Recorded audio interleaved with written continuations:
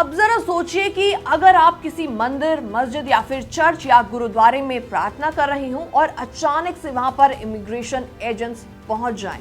यही मुद्दा अब अमेरिका में चर्चा का विषय बन गया है। हेलो एंड वेलकम, मैं हूं आपके साथ प्रेरणा कौशिक और आप देख रहे हैं एनबीटी इंटरनेशनल। अमेरिका की एक फेडरल जज ने सोमवार को एक बड़ा फैसला सुनाया है। उन्होंने इमिग्रेशन एजेंट्स को धार्मिक स्थल जैसे कि चर्च, गुरुद्वारे, मस्जिद या फिर मंदिर में जाकर रेड करने में रोक लगा दी है और ये रोक क्वेकर समुदाय और कुछ अन्य धार्मिक संगठनों की याचिका के बाद लगाई गई है।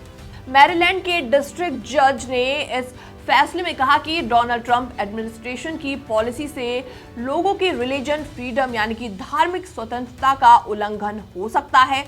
जब तक इस पॉलिसी के खिलाफ दायर मुकदमा पूरा नहीं हो जाता तब तक इस पॉलिसी को ब्लॉक कर दिया गया है। जी हाँ, ये फैसला सिर्फ उन धार्मिक समूहों के लिए है जिन्होंने कोर्ट में याचिका दायर की है। इनमें क्वेकर समुदाय, जॉर्जिया के बैप्टिस्ट चर्चेस का नेटवर्क और कैलिफोर्निया का एक सिख मंदिर शामिल है। दरअसल डोनाल्ड ट्रंप एडमिनिस्ट्रेशन ने डिपार्टमेंट ऑफ होमलैंड सिक्योरिटी यानी कि डीएचएस की उस पॉलिसी को खत्म कर दिया था जो कि धार्मिक स्थलों को प्रोटेक्टेड एरियाज मानती थी।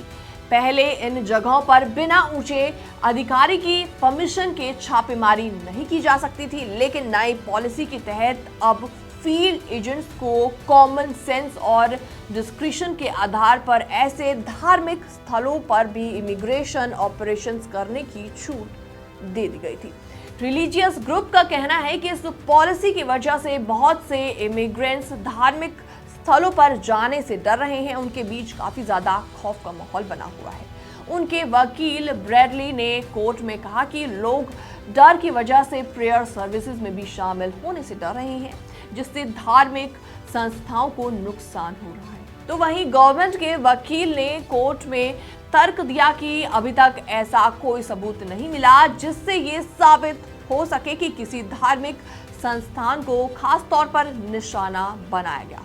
उन्होंने कहा कि ये पॉलिसी सिर्फ ये बताती है कि अब एजेंट्स को सुपरवाइजर के अप्रूवल की जरूरत नहीं होगी।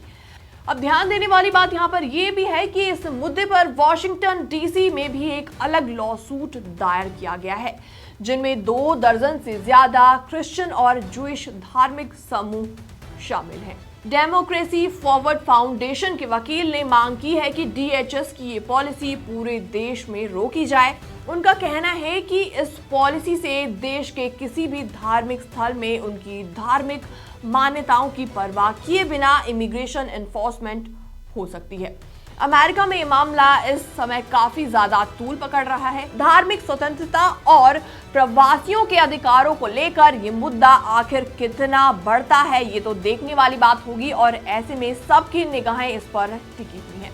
फिलहाल ये रिपोर्ट देखने के बाद आपका क्या रिएक्शन है, आप भी हमें कमेंट सेक्शन के माध्यम से अपनी राय देना ना भूलें। बाकी वर्ल्ड से जुड़ी छोटी और बड़ी खबरें देखने के लिए बने रहिए एनबीटी इंटरनेशनल के साथ।